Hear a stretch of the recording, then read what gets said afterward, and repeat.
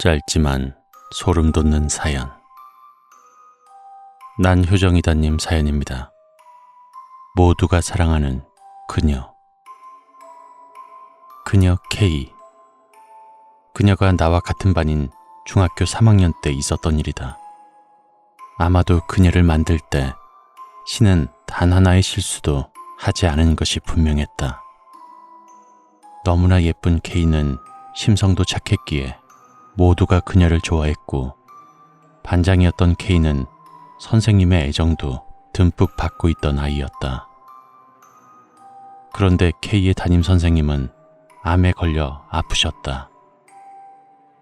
선생님은 몸이 아픈 와중에도 반에 열정을 많이 쏟았지만 결국 체력에 한계가 오게 되었고, 어느 날 교탁 앞에 선 선생님의 얼굴을 본 순간 이별이 다가왔음을 모두가 느꼈다. 아니나 다를까. 며칠 후 선생님은 학교에 나올 수가 없게 되었고, 상태가 안 좋았는데 너무 무리해서였을까. 학기가 다 끝나기도 전에 생을 마감하셨다고 한다. 장례식에서 K는 그 착한 심성에 많이도 울어 모든 친구들과 선생님, 또한 선생님의 사모님까지 걱정을 했었다. 그날 밤, 같은 반이며 K와 친한 사이였던 A의 꿈속에 선생님께서 생전의 모습으로 나왔다고 한다. K한테 물건 하나를 급하게 전해줘야 하는데 전화를 받지 않는구나. K가 어디 있는지 좀 알려주겠니? A는 무언가 이상해 그녀의 집을 알고는 있었지만 모른다고 대답했다. 그 대답에 선생님은 조금 화가 난 듯이 A에게 으름장을 놓았고, A는 혹여 혼날까 싶어 B가 더 친하다고 B는 알 거라고 했단다. 그 대답에 선생님은 알았다며 A에게서 멀어졌고, A는 선생님의 발에 신겨진 고무신을 보고 두려움에 몸을 떨었다고 했다. 다음 날, A는 얌전히 자리에 앉아있는 K의 모습에 안심하며 장난삼아 B에게 그 이야기를 했는데, B가 말했다. 뭐? 나도 똑같은 꿈 꿨는데? B 또한 뭔가 이상해 대답을 하지 않았더니 3번이나 화를 내며 물어보던 선생님이 정말 너무나도 무서운 까만 얼굴로 변하며 고함을 쳤단다. 너무 무서워진 B는 선생님이 자기를 데려갈 것 같아 C에게 가보라고 했다는 것이다.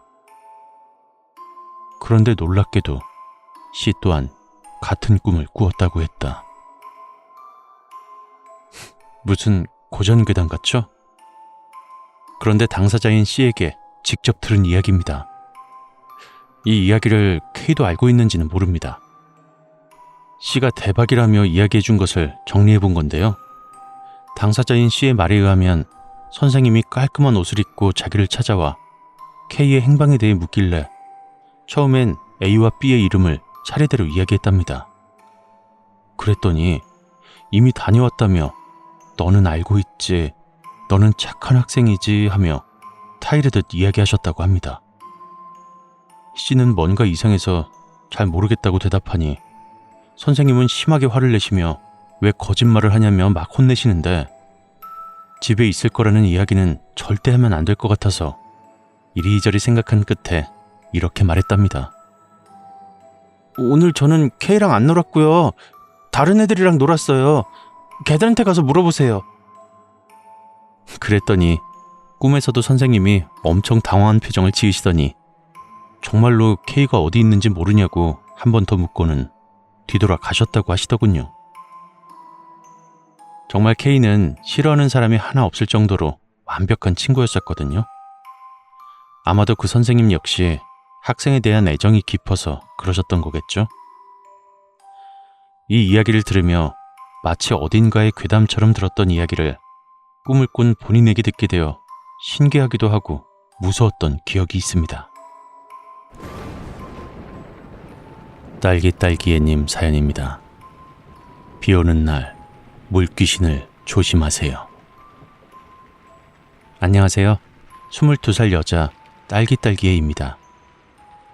어느 날 친구가 저에게 뜬금없이 신기한 걸 들었다며 이야기해 준 게 있습니다. 친구의 이름을 가명으로 유리라고 하겠습니다. 야, 딸기야, 너 그거 알아? 물귀신이 항상 물에서만 머무르고 있는데 유일하게 나올 수 있는 그런 날이 있대. 그게 언제인 줄 알아? 뭐래, 빙딱이. 뜬금없이 빙수 먹다가 뭔 재수없게 물귀신 이야기냐? 참고로 저는 귀신 중에 물귀신을 제일 무서워합니다. 13살 여름방학 때 계곡에서 어떤 여자가 물귀신한테 끌려가서 죽을 뻔한 걸 봤거든요. 아, 기집애야, 좀 드러나봐. 아, 뭔데? 야, 성인의 어머니가 무당이시잖아. 저번에 성인의 집에 놀러간 날에 들은 이야기인데 이 물귀신이 비 오는 날에는 유일하게 물 밖으로 나올 수가 있대. 그래? 아, 근데 그럼 물귀신이 평생 물에서만 사냐? 대수롭지 않게 말하는 나를 보며 유리는 괜히 민망한지 저에겐 뭐라고 했습니다. 아이고, 너는 귀신 보인다는 년이 그렇게 귀신들한테 관심이 없냐? 정냄이 없는 것. 야, 그럼 내가 나가서 노는 것도 바쁜데 귀신이 물 밖으로 나오는 것까지 내 관심 줘야 되냐? 너는 비 와서 물귀신 마주치고 무서워서 도망 한번 가봐야 돼. 그럴 일 없어. 나 비 오는 날엔 잘 안 나가거든. 그때는 저에게 그런 일이 생길지 몰랐습니다. 전 비가 오면 집에서 잘 나가지 않는 편입니다. 비에 젖어 느껴지는 그 찝찝함을 정말로 싫어하기 때문인데요. 그런데 친구 유리와 이야기를 나눈 지 이틀 후 정말로 비가 억수같이 쏟아졌습니다.